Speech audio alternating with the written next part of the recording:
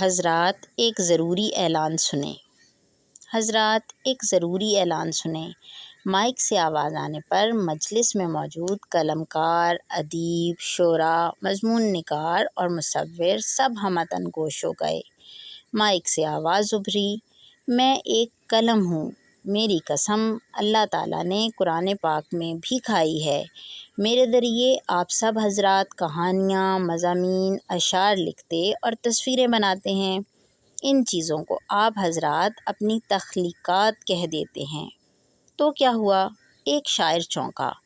پوری بات سن لیں، آپ میری بات سے اتفاق کریں گے۔ قلم نے کہا، دراصل بات یہ ہے کہ ہم اپنی کسی بھی کہانی، مضمون یا اشعار کو کہہ اٹھتے ہیں، یہ میری تخلیق ہے، حالانکہ خلق کے معنی پیدا کرنے ہیں، یعنی کسی بھی چیز کو جس کا دنیا میں کوئی وجود نہیں ہے اس کو اپنی قدرت سے وجود میں لانا۔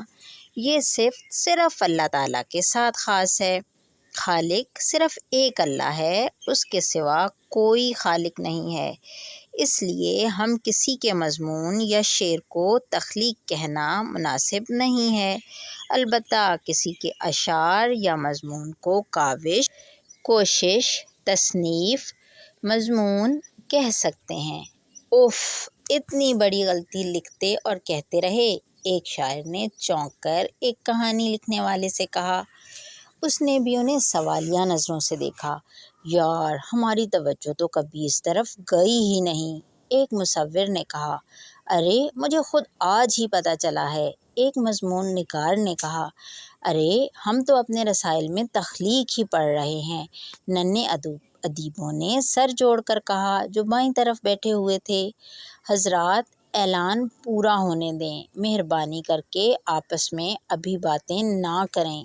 مائک سے قلم کی آواز پھر ابھری، اس لیے آپ حضرات سے میری گزارش ہے آئندہ اس کا خیال رکھیں، کسی ادیب کی کہانیوں، مضمون، شعر اور مصوری کو تخلیق نہ کہیں۔